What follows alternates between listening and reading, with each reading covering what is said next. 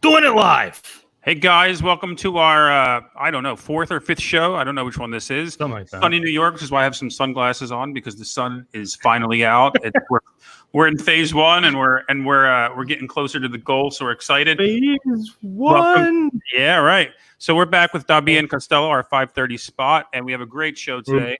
We're going to be interviewing conductor Francesco Miliotto and Dr. David Hahn in Chicago. So both are actually in Chicago, funny enough. And Gideon, how you been, man? It's been a week since we've seen each other. So what's going on? I'm doing okay. We're doing great, actually, all things considered. I think I'm doing rather well. I can't really complain too much. I have my usual with us today. I didn't really want to branch out too much. I guess we could just jump in. I'll just say this week in alcohol, I'm going back to Old Faithful again with Buffalo Trace.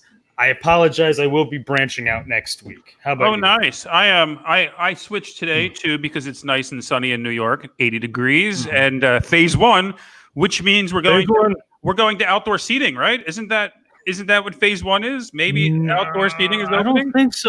I don't think so. No, I don't think that's it yet. We can at least go outside. I think it's curbside. I think it's curbside retail.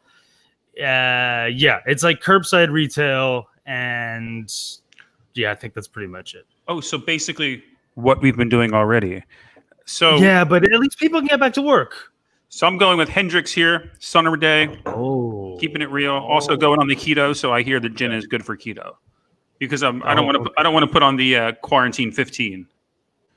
So I've actually gone down 10 pounds. Really? Yeah. Wow. I know it's crazy.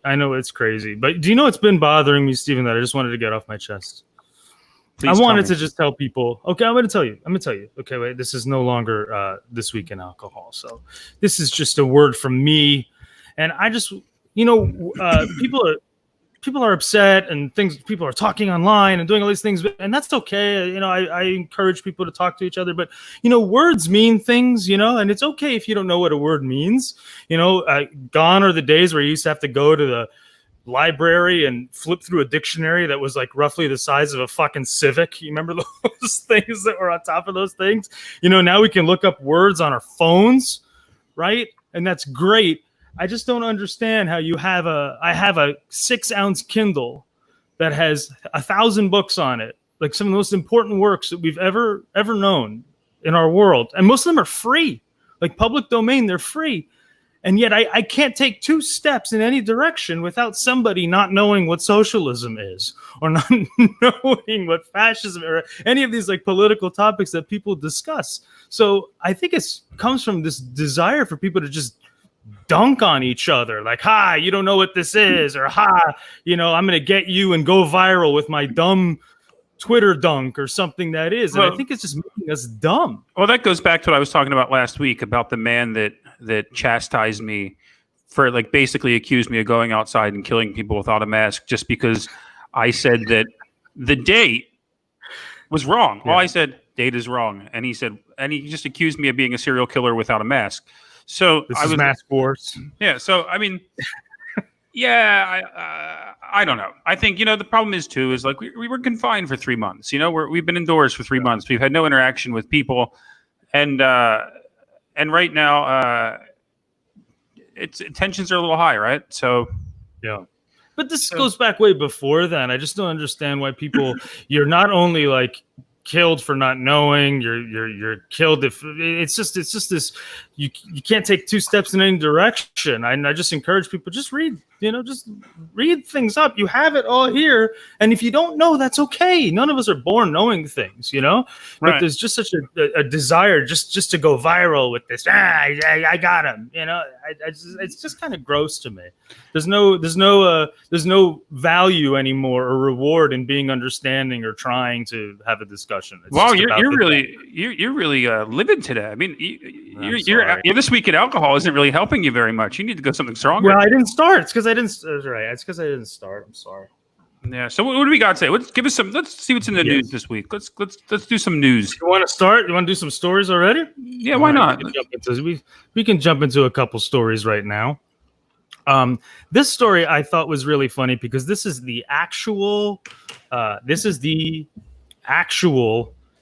first line of this story. Okay, I'm not kidding. This is from the AFP, which I just found out is the oldest news agency in the world, and this is literally. The headline is Spain porn star held after man dies in toad venom ritual. As one does. Let me just read you what I'm not making this up. This is exactly quoted from the line right there. I'll make it big here.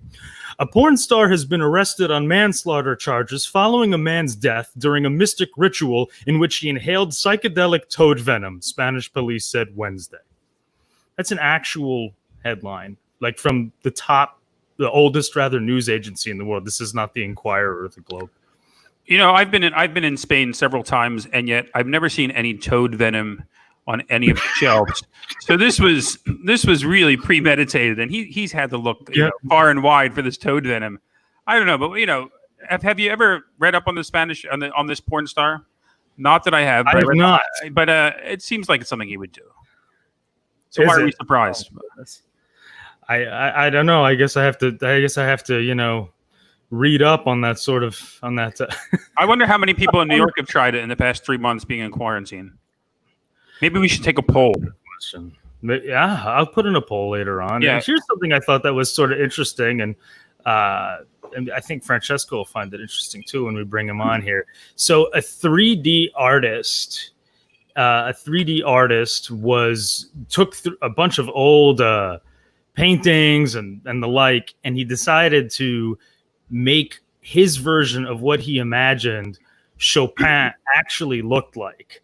I thought this was kind of cool. I don't know if you can see this, but that's pretty amazing.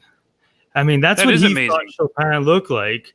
And he has a few different things here. So there's the main one, and then he does it here. I mean, that looks like practically real to me. Yeah, so that almost looks like his imagining of Chopin. And we're lucky with Chopin. We actually have another one. With Chopin, he was new enough that we actually have. So this shows you the process, how he made it. I thought that was such a cool thing for us music nerds. You see, because he did have some photos of him here, and they actually have a lock of his hair there in the Warsaw Museum. A lot of countries claim Chopin, but It's mostly Polish. I think mostly the Poles usually win out on that discussion. But I thought that was pretty fun. I really enjoyed that one, and I think I can do one more here before we bring into. Actually, no, we should do this now because these guys were going around our apartment, literally, right? They were going around our apartment. And you said to me, Gid, what the hell are these planes going around with this banner? Right? You remember you said this to me? What are these planes going around with their banner? And then I was taking the dog out, and I got a real, real good look at what it was. And it said, the new federal state of China. And I'm like, what is this new federal state of China? Like, what are they talking about, right? Well, it turns out this is a real movement. And I thought this was pretty interesting. Basically, the biggest sports hero in all of China, whose name I'm going to mangle, Hao Haidong, pardon me. Anyway, he's decided to speak out, and he says this Chinese Communist Party should be kicked out of humanity. I saw their true nature through their actions. This is a huge deal. He's like a hero in China, and he's speaking out as hardcore as you can against the CCP. It is a huge deal. And you know what? The funny thing is I would have never known about it unless I was outside at that moment in New York City, because there were 4 or 5 planes flying up and down the Hudson with the banners. With the banners on the back of their planes. And even I called you. You didn't see it, then you finally saw it, and then look, trying to find information on it was insane. Yeah. It was hard. So it's a big story because now they're fighting the Communist Party in China. So it's a big movement. Yeah, no, it's a real movement, and people apparently have been protesting outside the embassy right by you actually for quite some time. Not just that, after he talked about how horrible they were, he went on to say, "Oh, and COVID was made in a lab in Wuhan," just so you know. And that's how he ended. That's how he ended his statement. Like, just FYI. They made it all. I mean, I don't know, but Unbelievable. that was a wild story. Well, we'll get to the COVID later because we have a Dr. Yes, David we will. on here, and we're dying to talk to him about COVID and the state of things. Should we get to our first guest? Why don't we bring him on? He's been waiting in the room long enough. What's that? Yeah, we should get to our first guest. And before he melts in our waiting room. Where is that fantastic? We have that amazing video of him. If I can find it again, which I can't right now, but I'm gonna bring him on, and then I'm gonna find it so everyone can see what a genius. All right, let me introduce him. He's the current music director of Opera San Antonio, an artistic advisor to the Florentine Opera in Milwaukee. He's worked in companies like the Chicago Lyric Opera, Santa Fe Opera. He's a Chicago resident, a great friend of mine, incredible conductor. And let's bring him on, Francesco Miliotto. I have the clip ready, so let's take a look at him here first. Here you go. There he is.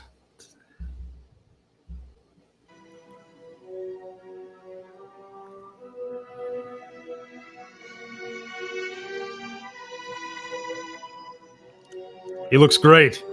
Yeah, there's a big glare on the back of his head, though. I can't quite see the picture.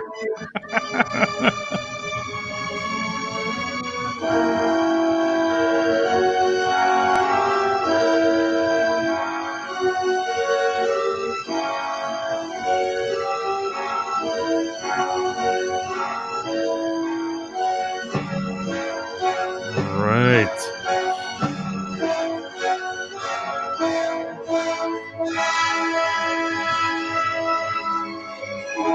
Oh, Schubert.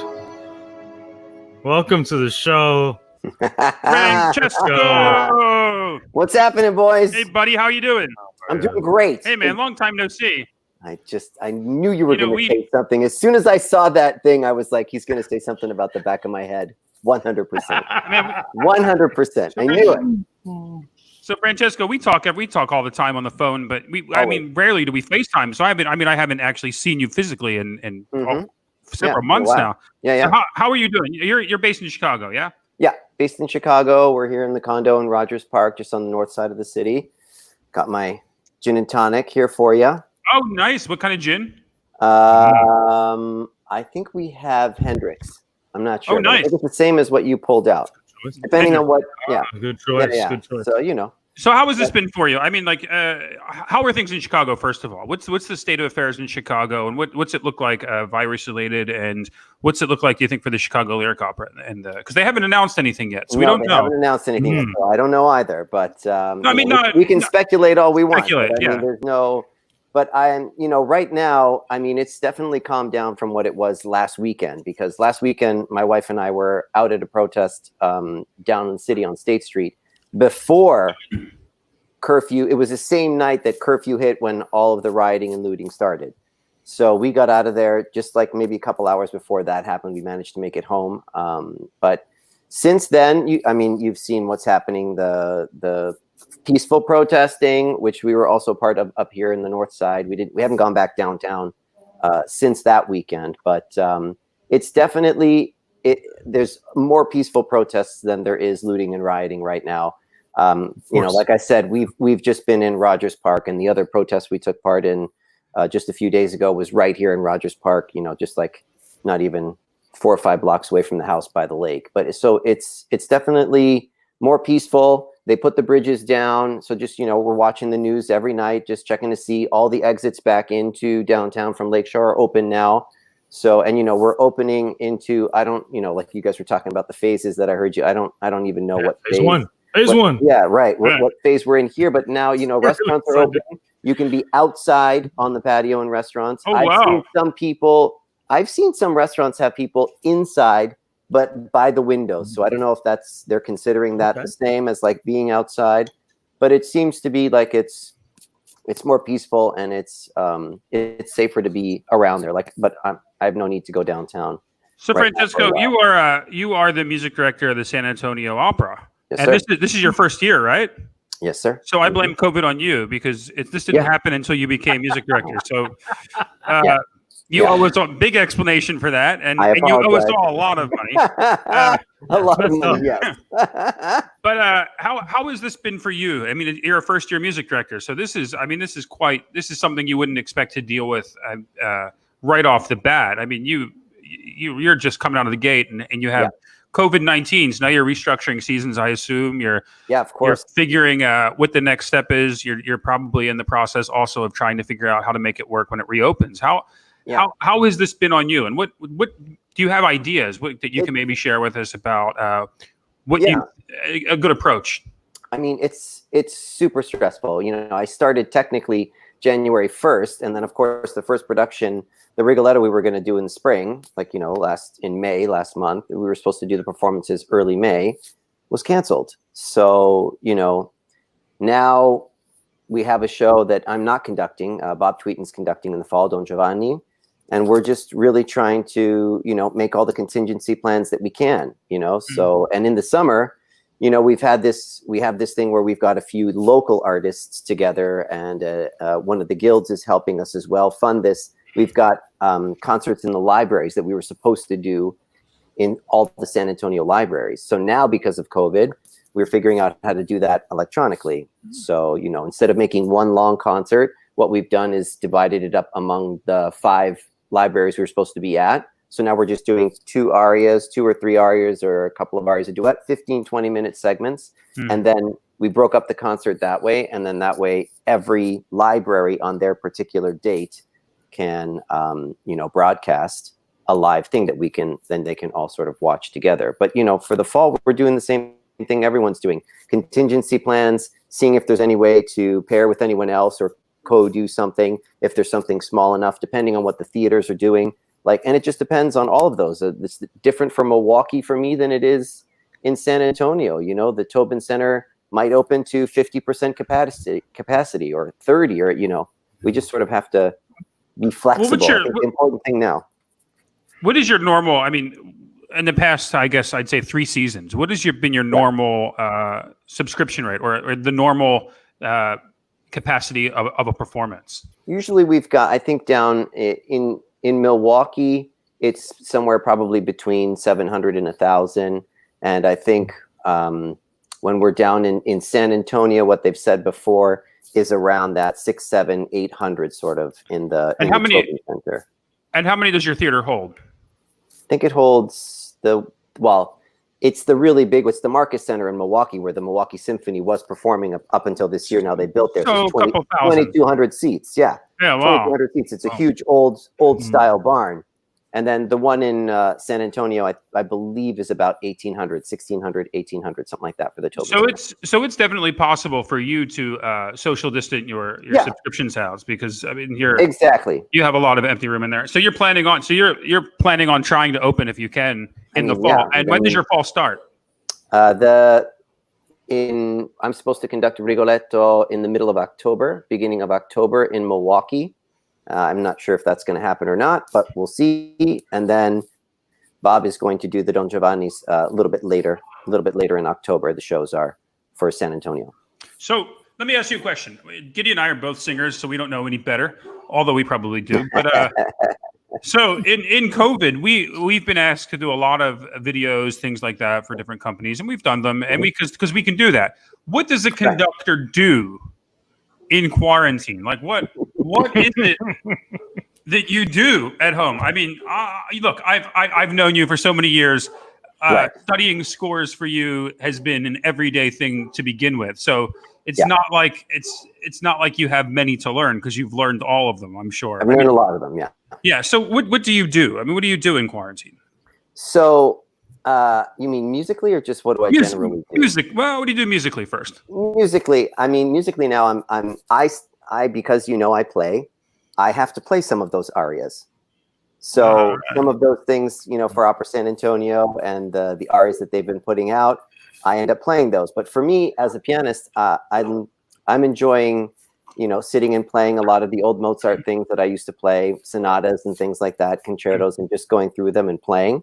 I have to be honest, because I was supposed to start Tristan next week and be the assistant for Gaffigan at Santa Fe, since that sort of stopped a few weeks ago, and that came crashing down.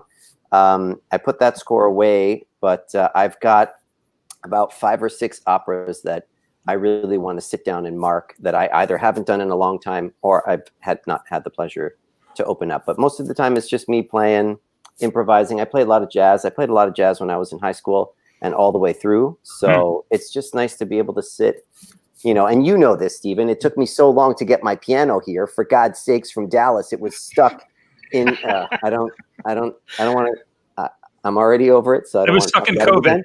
Okay. It was, it was terrible, but I finally got my piano back. So, a lot of our viewers don't realize this about you. Your wife Joni is also a theater director. Yes.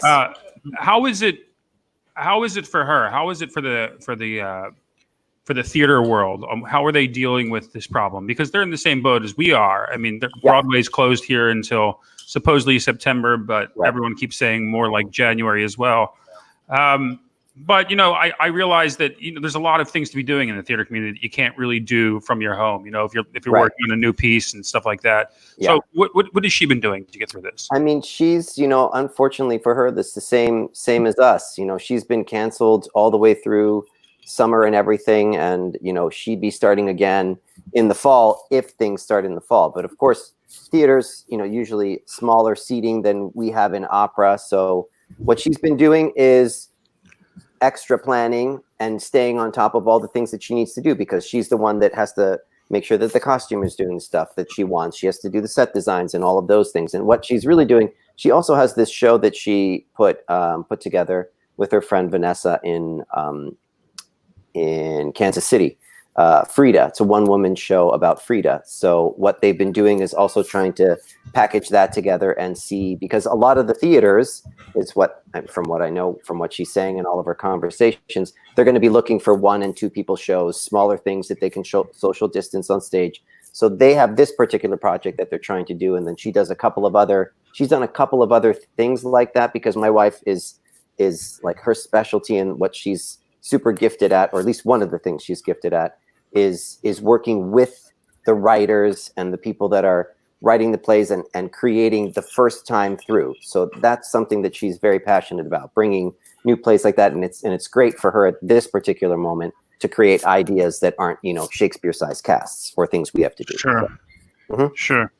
Francesco, you mentioned about half capacity and things like that. We'll talk about this story later, that the Royal Opera said doing that for them is untenable. I'm going to wait for David to join us, because they also had some suggestions, almost some medical suggestions, which I thought was a little bit interesting, alternatives. But how sustainable is that? I don't want to get into your finances, of course, but how sustainable is that for you, and for how long, or how does that work? I mean, I think it's not sustainable for very long. I think we're okay for a while. We've both applied for unemployment, so that seems to be working for now. We're going to have that for however long. I don't remember state and federal how long they do that for us. I think it's 39 weeks or something, 26, 39 weeks. For the company, in particular, for the companies. These are things that Maggie and Lauren would be able to answer much better than I can. But I don't think, not producing something is definitely better than trying to do something and then putting $600,000 into something that you're not going to be able to. So it's just a matter of measuring the cost benefit. You know what I mean? But how many times can they do that for smaller audiences? How much people are going to, how much are people going to give to something that's, not going to be what they're expecting grand opera to be? So I don't think it's something, unless it's very, very well planned, and much smaller things, that the investment needs to be sort of closer to what we're going to get. Do you know offhand if your company was, able to apply for any of the PPP loans, or how that works for an opera company? I honestly don't know. I think San Antonio has. I'm really not sure about Milwaukee, about Florentine. Yeah. Wow. It's a crazy time. Peter Gelb gave that interview not too long ago saying that socially distancing an audience at the Met is just not an option, because it would, and he's not wrong. Because what you don't realize is that a house like the Met is so ingrained in unions and stuff. So Right. they have so many unions on, and not just stagehands, orchestra, musicians, chorus, and Technical. when they open, Yeah. it costs so much money to run that machine, and to say that we're going to have to take our ticket sales down to 25%. Right. It's just, I can understand why he wouldn't open, because it's not a sustainable Absolutely. option. Yeah. And I think it's, they're all going to be, I mean, Lyric's going to be looking at the exact same thing. We have almost as many seats at Lyric. So that's what I feel like the hardest part is for the opera companies is, you base it around your subscription sales, and how many people it takes to fill that house to be able to keep the place afloat in a way. Right.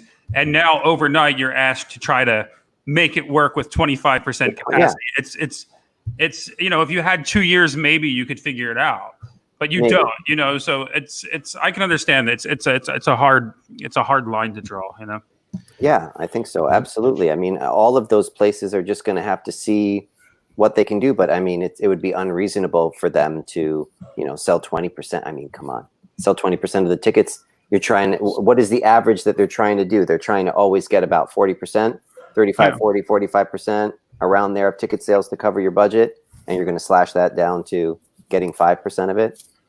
But it's funny too. We had this, having this 3 months of being quarantined, people working from home. It's also brought to light a lot of problems in our country as we're seeing now, which is also great too. Because if people were at work full time right now, they may not be able to partake in some of the things that are helping change our country for the better at the moment. Anyway, so I guess look, it's a silver lining, right? It's we have this thing called COVID that we have to go through that takes away our business, but in the end of the day, we are able to come together as a community to change things. So there's positives. There's positives. It's not all negative, and I'm hopeful that we'll open in January, at least for those of us that don't have work till January now. Do we have David in the? Yes, we do have David here. Yes. Do you want to bring him on now? And because it seems like we're going into this COVID shift, and we should bring him on. Yeah. So we should bring David. So let's bring in David Hahn, Dr. David Hahn, who also happens to be my cousin.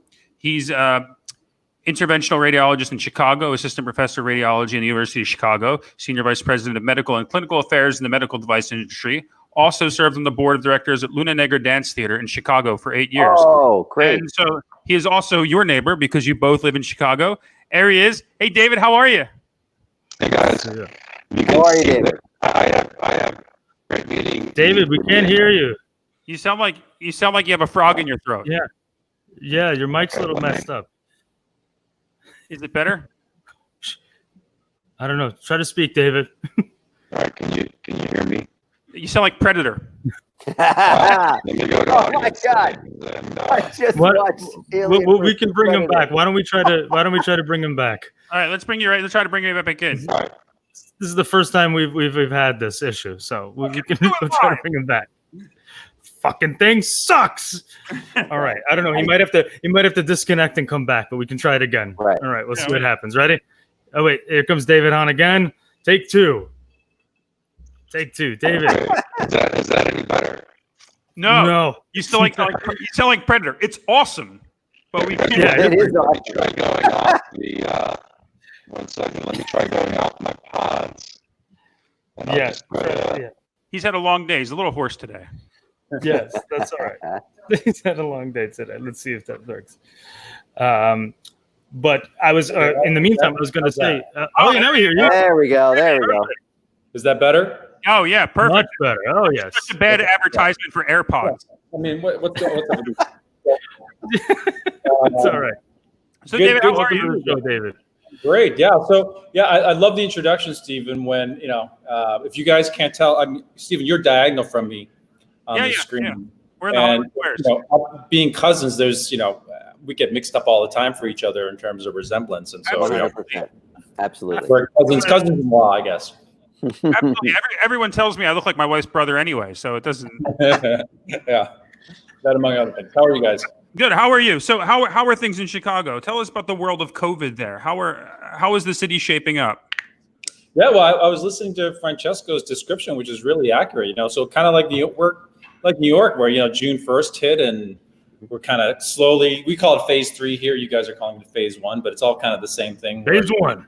You're allowed to go outside. It's like you're unleashed back into the public, and it's been like great weather, and so it's actually pretty ideal to sit outside and stretch a little bit. But then, of course, we've been going through all these protests on the street, and so you have the reopening of the streets sort of complicated by the fact that there's a lot of street closures, and so it's been a really interesting time, I think, probably for both cities, for both New York and Chicago. Mm-hmm. David, we have a lot of COVID questions. Do you want to start with some of the ones you found? Yeah, there's a few actually. Let's see what's the big one. Okay, so this is one that I thought would be pretty interesting. What are you drinking? What are you drinking, David? Yeah. Oh yes. So I'm going with a little scotch. Oh, nice. You got the Oh, which kind? Oh, yeah, it's like low maintenance. I just open the bottle and pour it. Yeah, just like our Oban night from a couple of weeks ago. Yeah. Right. I think that's what I have left of it. So, you guys remember over Memorial Day, my social media feed was just littered with scolds from people very upset with vacationers at the Lake of the Ozarks, because they were all piled into these swimming pools right next to each other, and people were really upset. What are you doing? What are you doing? Well, after all of that, thankfully, the Missouri Health Director says no new COVID-19 cases from the Lake of the Ozarks crowd. So this is sort of interesting that it seems to be with the theme that outdoors, you see the little bit in that picture there of all these people, that outdoors does not seem to be a great environment for the virus to spread, which I'm sure we're all hoping will also be the case with the protests, that there will be nothing significant to speak of. What do you think of all this, Dr. Hahn? Well, yeah, I don't know. I think that's an isolated incident. Everyone was worried about that, but we've got a lot more things to be worried about, and we're going to be testing this in the next couple weeks to months is when we're really going to find out. So New York is a perfect example of where we saw the highest concentration in the U.S. of cases in New York City because of the density of the population, and so New York is going to be the best test case because it's going to happen there the fastest. You have the largest concentration of people putting all of that to the test, whether they're on, they're on the subway or just walking around the streets or back in Ubers again and back in offices again. So I don't know. I mean, yeah, it's outside does seem to be a little bit better, but I still think there's so much we still don't understand yet about COVID and transmission, and we're learning more and more about it. But such as medicine, you take your best guess, and oftentimes you're wrong, and you just need hindsight, and you need data, and you need experience to really say something educated about it at the end of the day. Well, that seems to be the thing, David, right? So this virus just crept up on everybody. So no one was, even though they've heard about it, no one was ready for it because they didn't know what it was. So how do you prepare for something that you don't know anything about?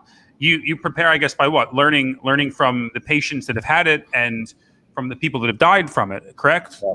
So and your experience in the hospital, and that's there's people there's a lot of great work going on in terms of people publishing their experiences, and you have a lot of research happening in terms of therapeutics and vaccines, and all the stuff that we have to deal with viruses. But coronavirus, as you guys may know, is as a virus that's been around for a while, but it's this particular strain of virus that's sort of surprisingly become so virulent, and it's just something that we haven't really seen before. We've all lived with the flu. I mean, I don't know about you guys, but I get, being a healthcare worker, I have to get the flu shot every year. And, it's sort of like everyone knows someone that gets the flu shot every year, and they're like, I still get sick anyway, or sometimes I get sick, sometimes I don't. And the flu shot historically is 40 to 60% effectiveness. So on an average, if you take a flu shot every year, what it means is that you have 40 to 60% reduction in the chances of getting sick again. Now, let's say we eventually get a vaccine for coronavirus, and if it's as effective as the flu shot, it's it's okay. It's still pretty good. Average 50% effectiveness is good, but it's still not perfect. It's not, if it's half the time, it works, half the time it doesn't. Or in this case, really, it's if it decreases your chance by 50%, it's better than nothing, but it's still not perfect. Right, but then you have to deal with all the anti-vaxxers that think vaccines are bad and won't take it. I mean, it's true. It's true. They won't take it.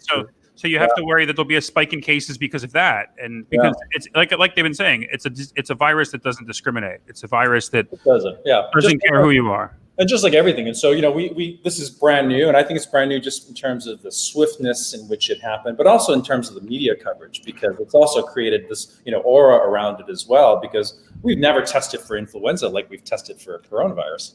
Absolutely.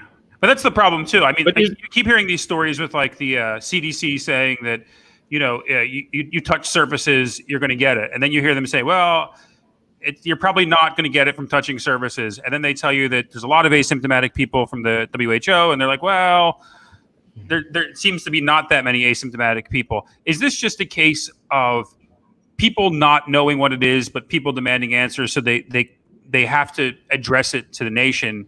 But it's just something that maybe is too soon. Maybe they should. It's not, you know what I mean? Like they can't just hold back the what they think. They have to address as it's going along, because they're figuring it out as well.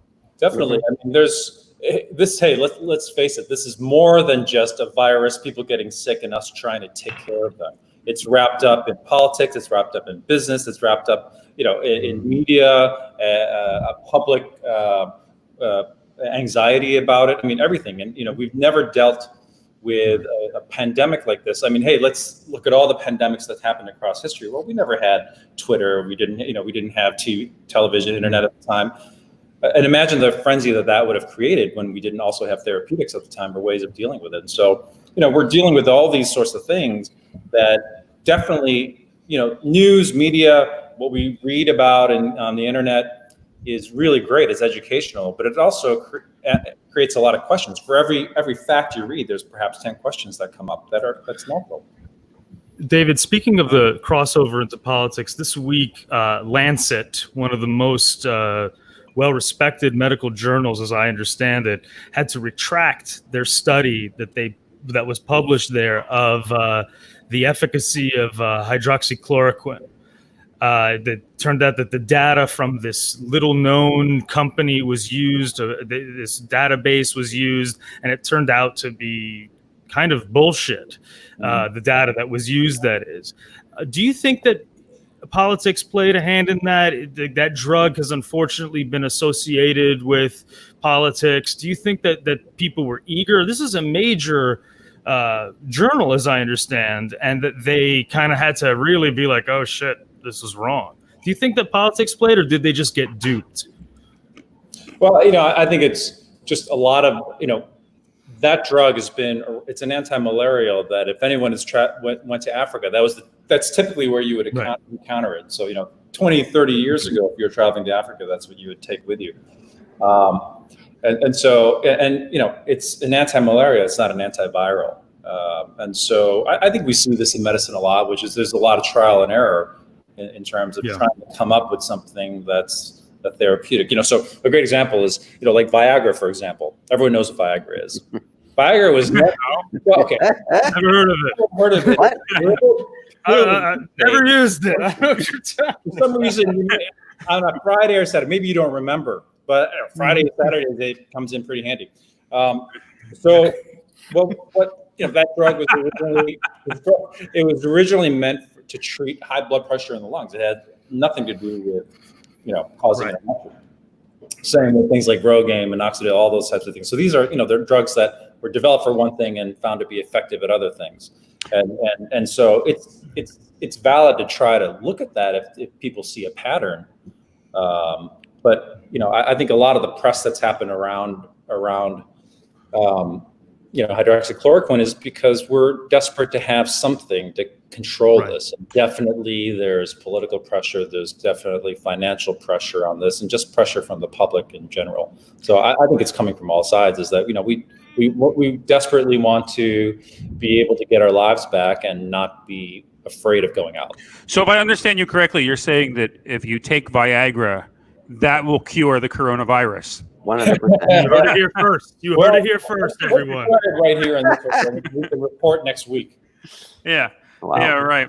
Right. What do you think of the story, Dr. Hahn, here? This just came out a couple hours ago on CNBC from The WHO that says asymptomatic spread of coronavirus is very rare.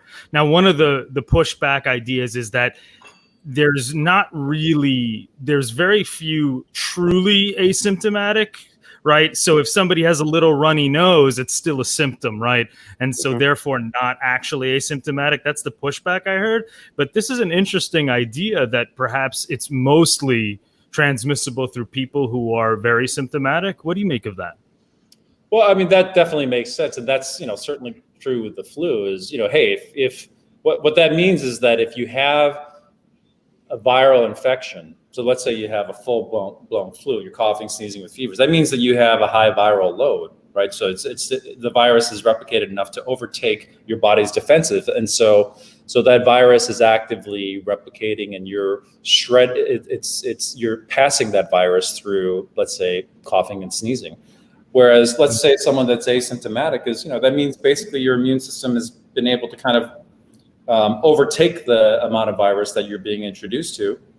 So you don't have as much viral load as someone else, but it still means that you may still have virus, and it means theoretically you still can transmit it, particularly someone that's older or immunocompromised with pre-existing conditions. And so, but it is in concert with other viruses that the less outwardly symptomatic one is the less transmissible from that person. Is that a fair assessment? I think that's a fair general statement. Yeah, that if you have a person that's perhaps is infected but is asymptomatic versus a person that's coughing and sneezing all over the place, well, yeah, the coughing and sneezing person, particularly since this is an airborne respiratory virus, they're going to spread it.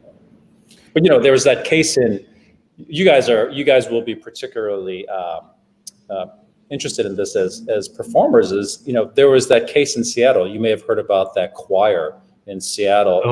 I think it was in March. Yeah. Crazy. They were trying to be good about it, but they got together and rehearsed for a couple hours, and a large number of them, I can't remember the exact percentage, ended up testing positive. And these are asymptomatic carriers, essentially. Most of them.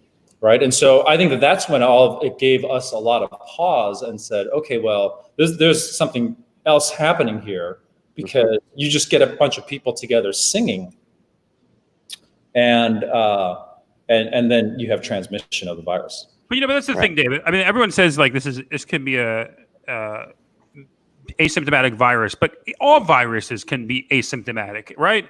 I mean, everybody's body is affected completely different. Some people have the flu and don't even know they have the flu. Some people get sick and don't even know about it.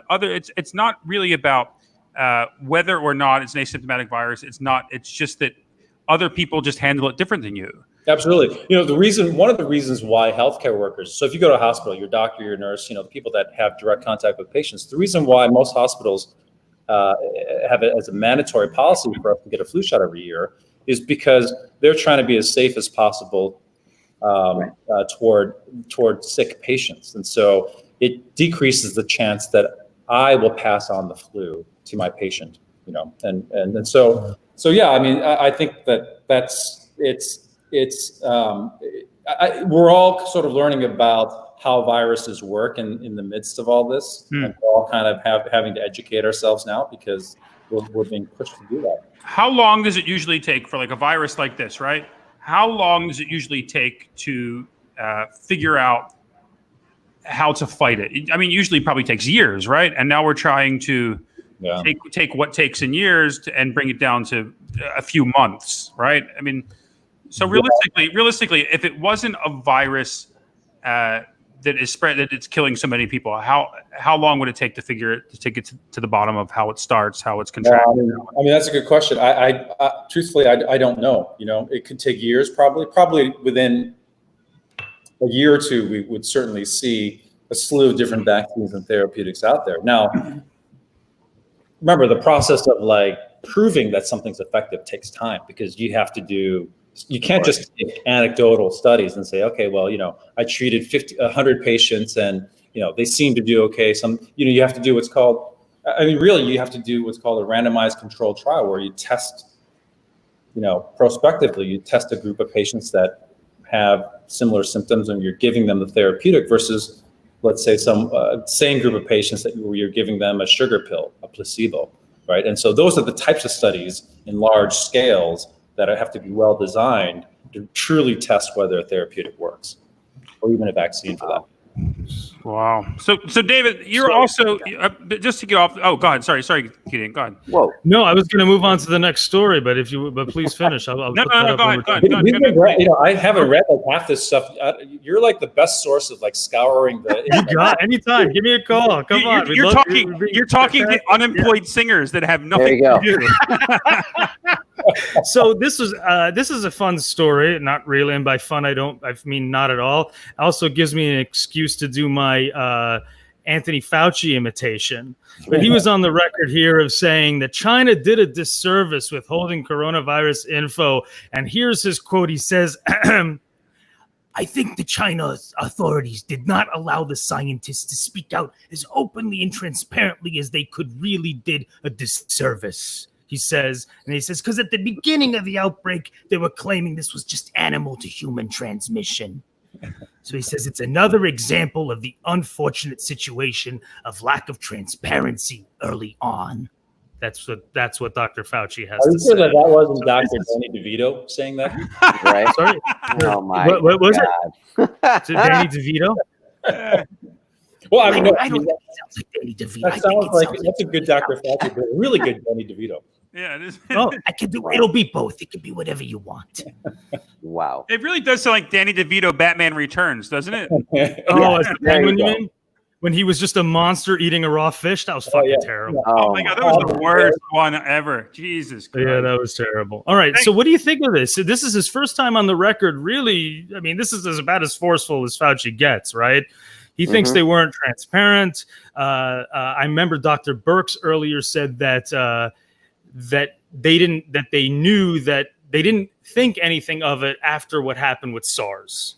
They didn't think that China would do that again. By the way, thank you, Jill, for your compliment. All right, so you guys can take your Danny DeVito shit and stuff it. Wait a minute. Of all the comments that we get, you pick the one that favors your Fauci impression. Okay. I picked the comments that shit on me too.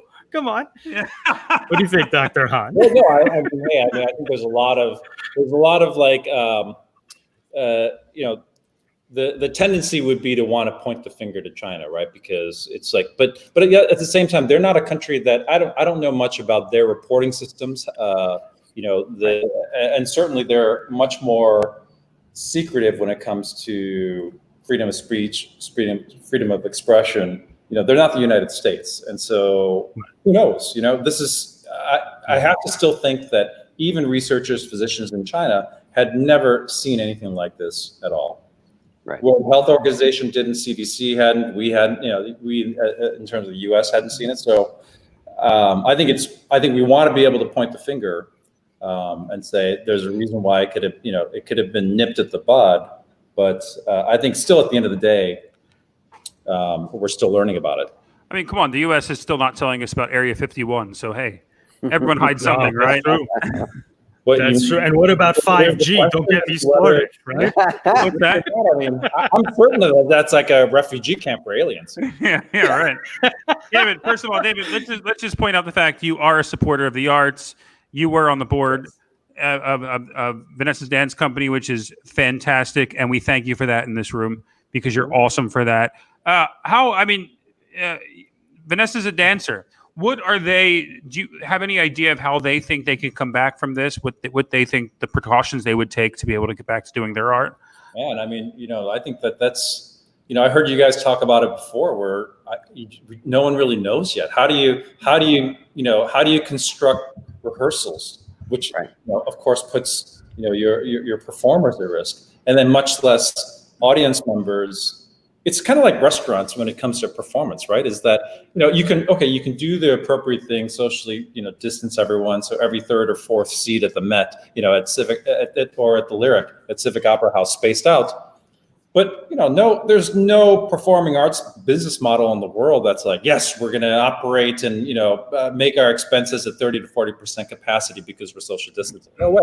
So, I don't know. I mean, I think you have to look at it probably like different tiers of companies, right? You have something on the level of, the Met, Lyric Opera, San Antonio, even. And then you have these mid-tiered companies, and then these little pickup companies or startup companies that probably are in a better situation because they're not as dependent. They don't have the big expenses, right? Of performances. They've learned to be scrappy on and work on shoestring budgets, really dependent more on individual donations rather than corporate donations, grants, et cetera. So bigger companies have bigger budgets and bigger expenses. I still think that there's no company, and we learned this. Certainly with dance, but I think it's probably true with a lot of performing arts companies, is you're not really making, performances are expensive, right? The cost of production is huge. And so, most companies that perform aren't making what they need in terms of operating revenue on performances and ticket sales alone, not even close. Yeah. I take a lot of shit for this, and I'm from the idea that eventually you're going to just have to make up your own decision. I mean, we're not guaranteed that if there's a vaccine, it's going to work. If history has shown us anything, viruses and vaccines they don't go with each other. It doesn't always work. And so I think that we're either going to have to be willing to take the risk, and the performers that are on stage are going to have to take the risks. The audience members take the risk if they want to go into the theater. I think it's all going to depend on what you're willing to do, and if you're willing to take that risk. We may have a vaccine that will cure the entire virus, but it's not guaranteed. We don't know that, and we don't know how long that will be. There's a Royal So Opera. this ties us all in together here with Royal Opera. I wanted to ask David's thing on this, tying the music and opera and Francesco's idea together. So after they said here, at the beginning, they said that Royal Opera House says it will not last beyond autumn with current reserves. Of course, they asked for some 300 million pounds to sustain themselves, but then they said they offered a list of key recommendations to the government to assist a recovery plan for theaters, and the 4 measures were: allow venues to introduce other methods of keeping people safe instead of social distancing, including strict cleaning regimes, sanitizing, and heat testing upon entry. That was their first one. The second one was to ensure that social distancing does not become the, quote, new norm, rather a temporary measure. The third being consider investing in the industry through art bonds. And then the fourth one, announce a timetable to bring big events back in time for pantomimes at Christmas. I'm not sure what that is, but I wanted really your feedback on this first one, this idea of heat testing upon entry. How effective is this? I've seen this before. I got the shit scared out of me when the nurse came up to me with this Star Trek phaser looking thing. I didn't know what it was and just zapped me in the forehead. Aren't they sort of not so great, these forehead thermometers? And how much is taking someone's temperature really matter? And furthermore, the last question, who are these idiots leaving the house with 101 fever? Right. Yeah, I mean, so at the hospital, when I go to work every day, I get my temperature taken. It's a mandatory a protocol for everyone entering a hospital or clinic. And so we get the questionnaire, we get a temperature taken. But, so I think it's something that's easy to do. It's a little bit cumbersome, but it's easy to do whether you're walking into a restaurant, you're walking into a place of work, or walking into a hospital, obviously. But yeah, it's a blunt screening tool, because we just talked about people that are asymptomatic, meaning that they're feeling fine. They don't have a fever. They don't have a cough or any other respiratory symptom. And so if you just isolate it as a few questions and taking someone's temperature, well, probably the majority of the time, even if you're infected, you're not going to be manifesting a fever. Right? So I think it certainly makes people feel better, and from a policy standpoint, it's a way of covering your ass. Sure. But is it really going to catch people? Is it really going to be like an efficient, net that catches, cases of corona before entry and protects all of us? No, probably not. You have to use that as a tool for everything, in addition to everything else. Here's the thing for Francesco and David. The issue that we have with the opera companies isn't, look, we realize opera companies don't make money off of ticket sales. If they did, we'd have smaller budgets because the audiences tend to get smaller, larger, depending on what's going on in the theater. Mhm. It's 80% donor support. So when you have something like Corona, a pandemic, automatically our market drops, people start losing money, right? So the problem I think that we're facing is not so much is it feasible to have a percentage of people in the audience, is how do we bring the donors back? How do we reassure people that art will continue? Because they're the people, they're 80% of the income for the opera houses or the arts organizations. 80% are donors. And those people have just lost, what, a third of their wealth? Probably. It's slowly coming back. We don't know how long it'll take to come back fully. So what do you guys suggest? David, you were on the board. Francesco, you're administrator in an opera company. How do you deal with something like that? How do you reassure people that the arts is something that needs to stay open? I think that the like Doctor was saying, you definitely have to jump through some hoops to make people feel safe as much as you can with the temperature testing and the cleaning, and try to make that as public and like as much public knowledge as you can, so that people feel comfortable about that. But that's a conversation that I have with Lauren and with Maggie all the time.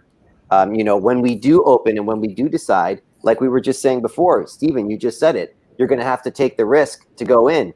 And it's an individual thing to take the risk, whether you want to go and sit beside someone or sit 2 seats away from someone or not. And I said this, and this is going to be a decision that a lot of opera companies my size, these 2 opera companies that I'm working with, are going to make. You simply at some point have to decide when you're going to take that risk, and how much of that in donations are going to already have to cover, so that you aren't taking as big a risk as you might need to, because the fallout of that, to do something and you're expecting, of the small capacity you have, you're expecting 50 to 75% of them to come, and only 25% of them come, then it's just going to be, I've said that word so many times, risk. It's just a risk that you're going to have to take. I've said that a million times. But I think that what we need to do, if we're going to do something like that, is figure out what that is monetarily and how prepared we can be for that, which means where can we cut, where can we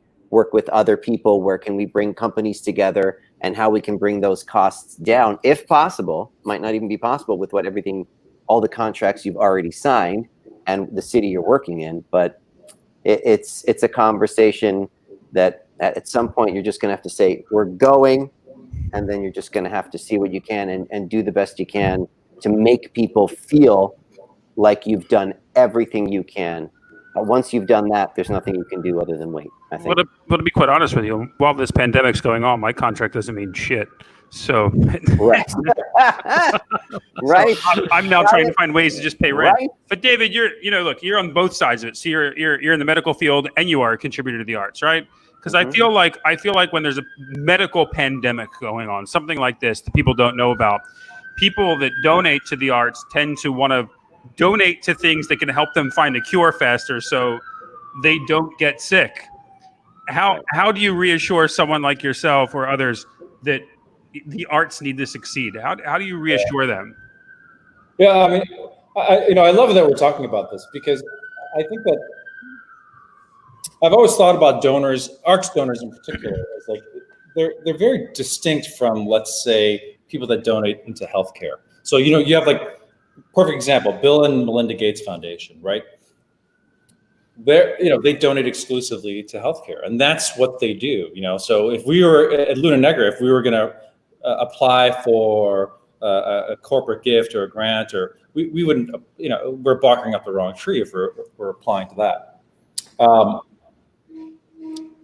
I think people that donate to the arts donate specifically to the arts, and even more specifically, people specifically donate to symphonies, or to opera, or to dance, or to theater. And there's not a lot of crossing I don't encounter a lot of donors that like give $1 million to the opera and $1 million to a dance company, and then $500,000 to a small theater company. I just don't see that. You can step into one of the disciplines of the arts, and I think that there's gonna be a need for that. There's people that donate to the arts are one.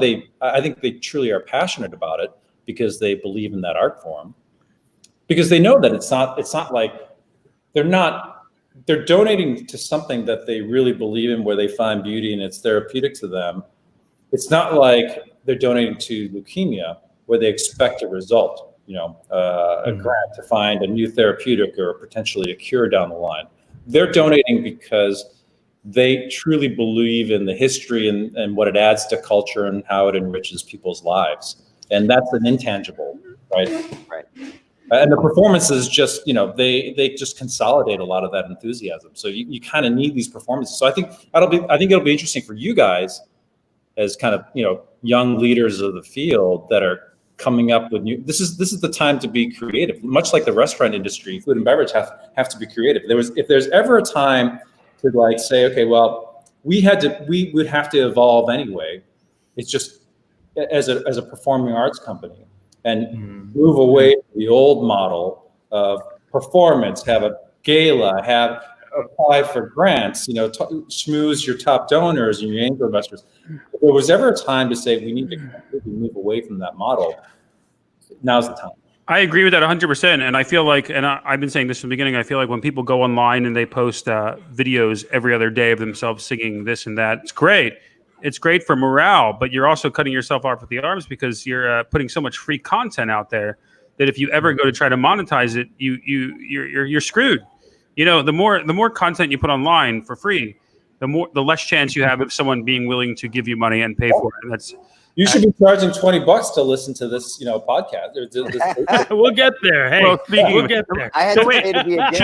Should we get to our do we give a shit? But before we do that, David, as a doctor, and my wife is listening, I really would appreciate it if you would explain to her the importance of air conditioning, not only in the household, but while you're sleeping. Because at this moment, I am sweating my balls off, and we have this argument every night. Like I wake up at like 2 a.m. in the morning because like I can't sleep. It's too fucking hot. And I turn the air conditioning on. She goes, but it's too cold. And I'm like, but that's why we have a comforter, right?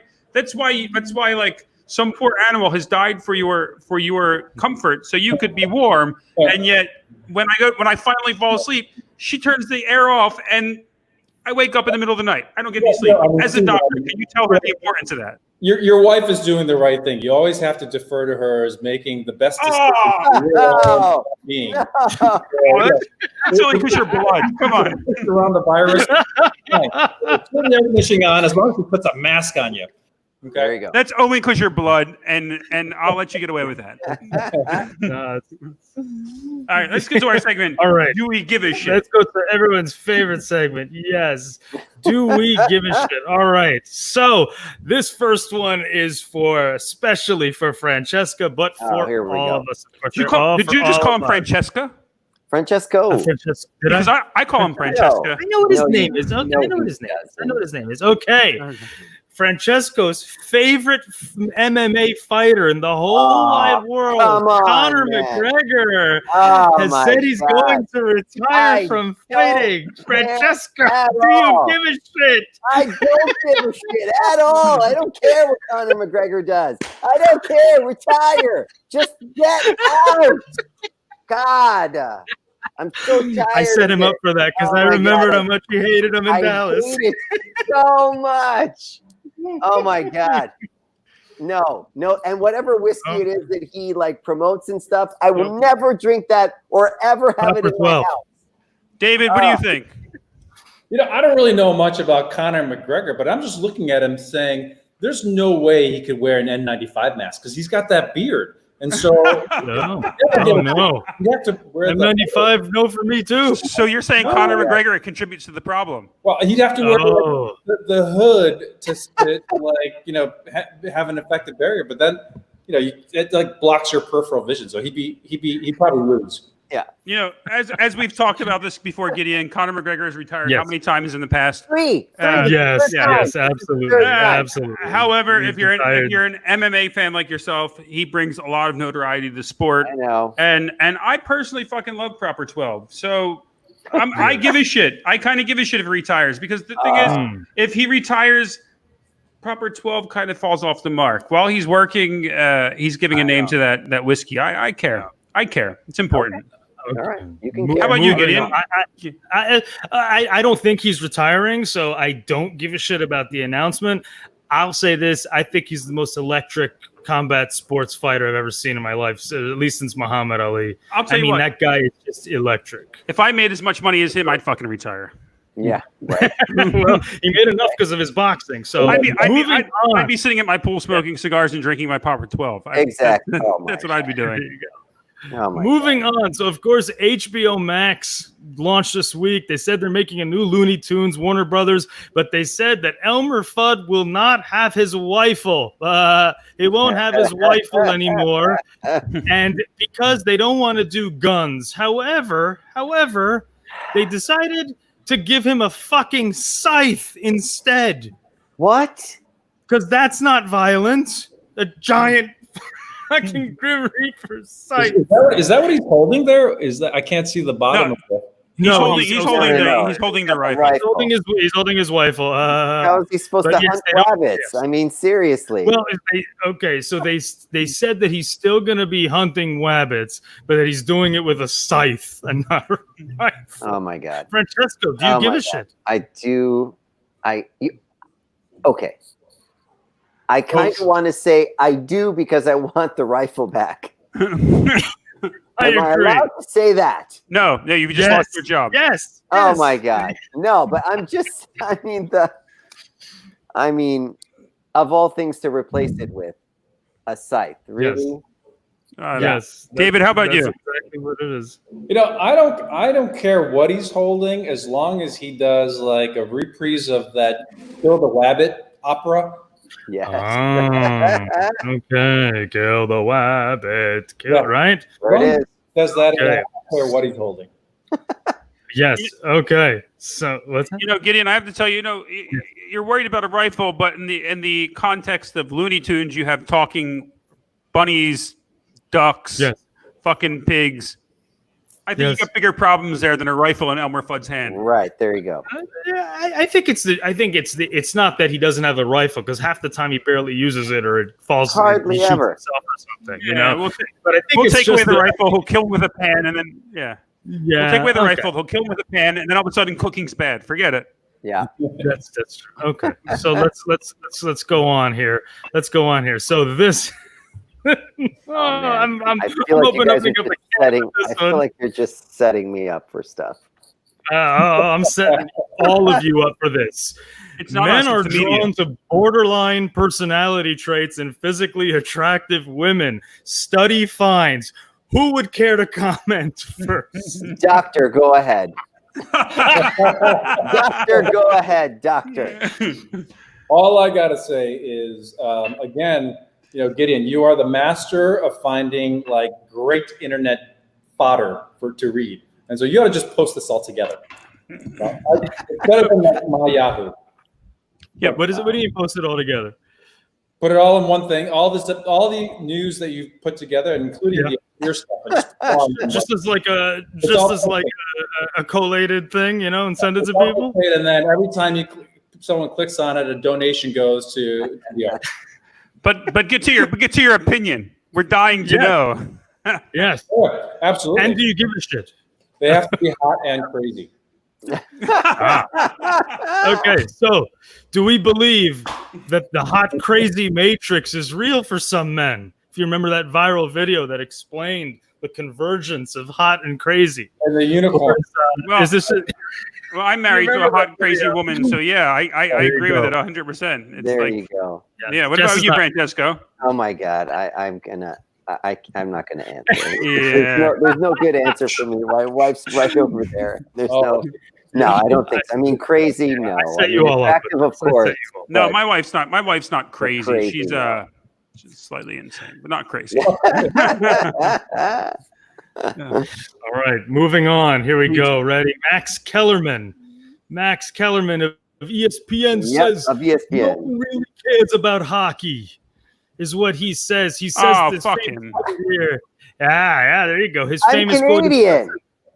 I don't want to hurt anyone's feelings in the United States of America, but no one really cares about hockey. The old joke is every town has 20,000 hockey fans and they all have season tickets. So the arenas are always sold out, but the TV ratings don't do anything. So it's not one of the four major sports. You gave us your hand, Francesco. Do you give a shit?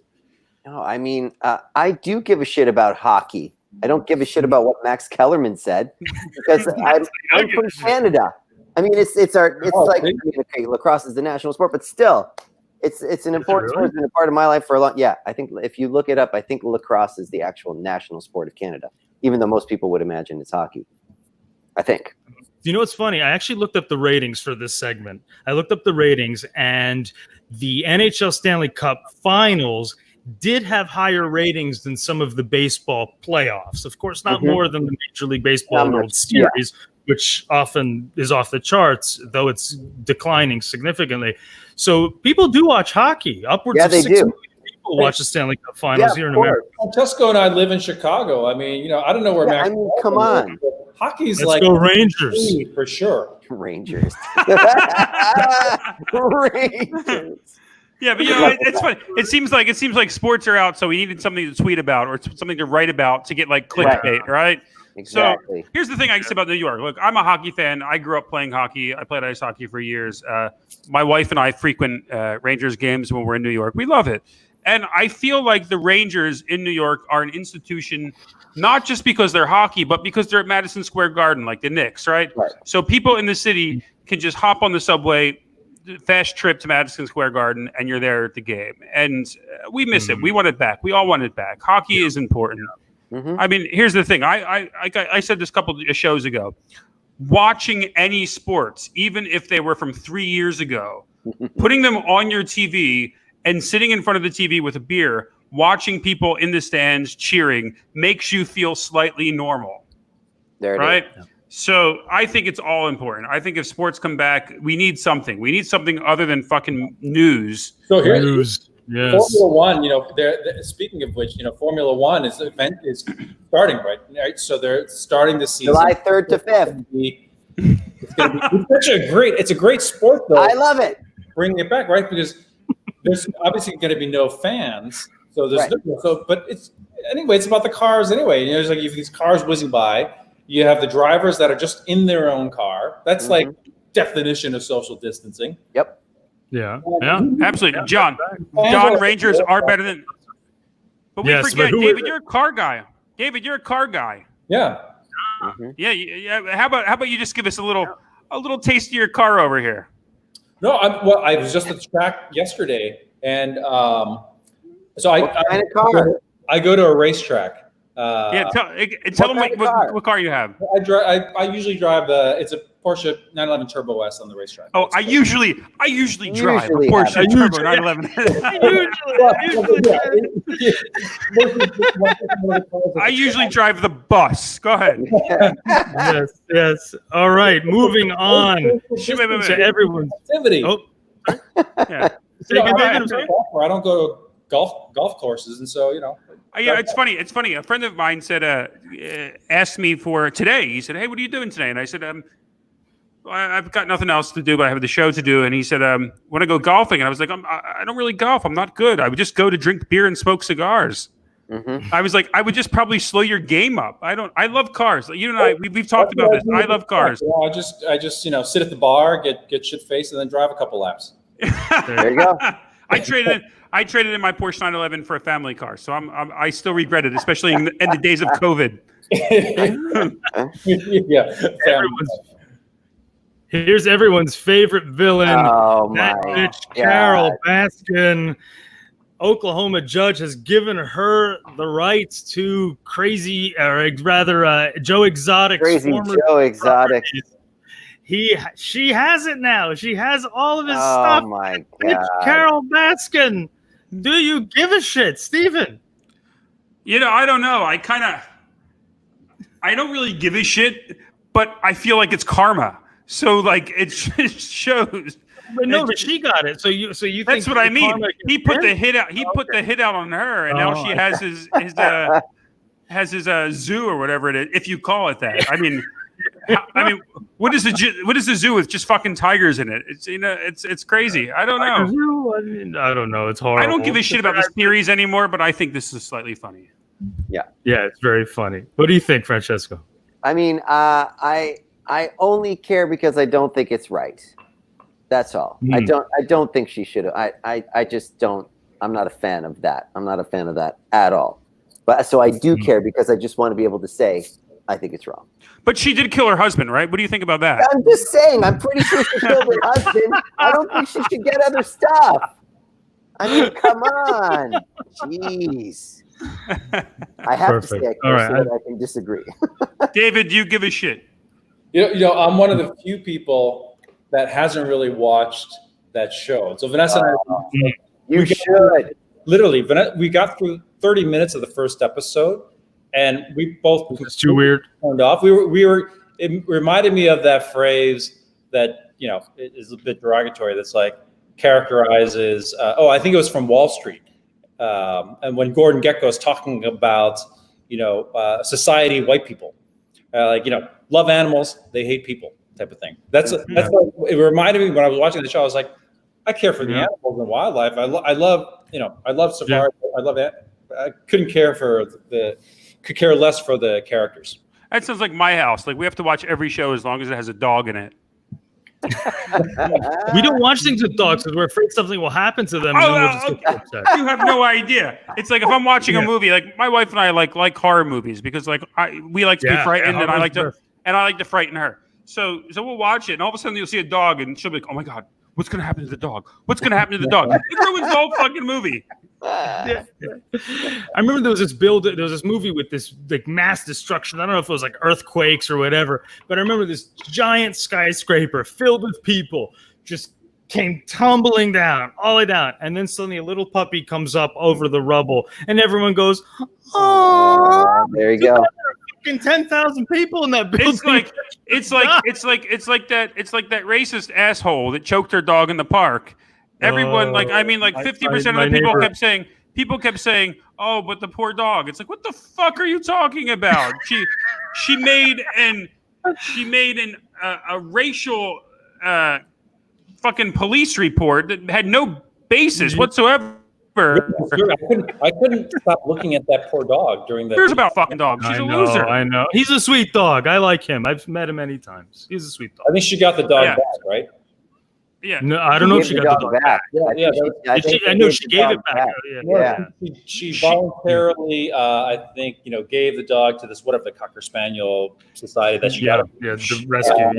And then she recently got the dog back. Look, Cocker Spaniels are good people. She doesn't deserve it. She doesn't deserve the dog. Oh, that poor dog. I know. She's got too much hate in her life. She needs to. And the poor guy that was the victim of it all.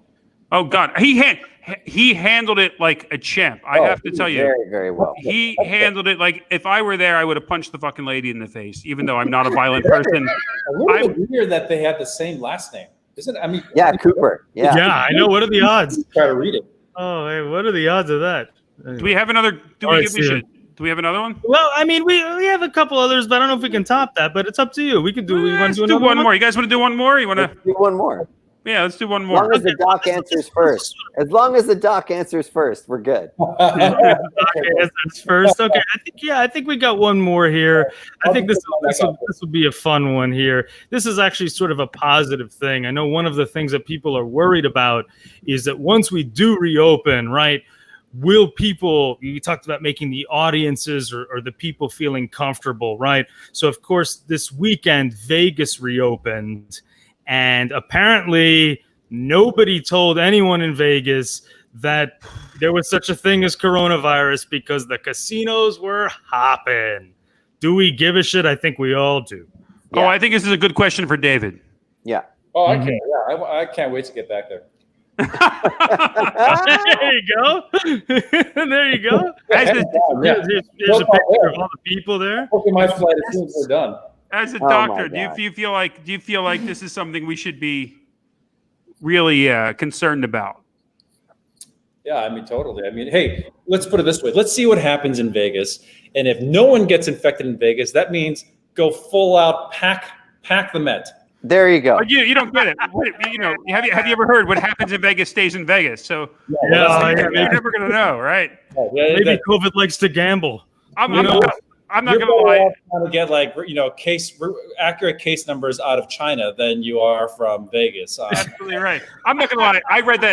I read that article. I went on kayak. I saw rooms for about $50 a night. Oh my God. Wow. I thought about it.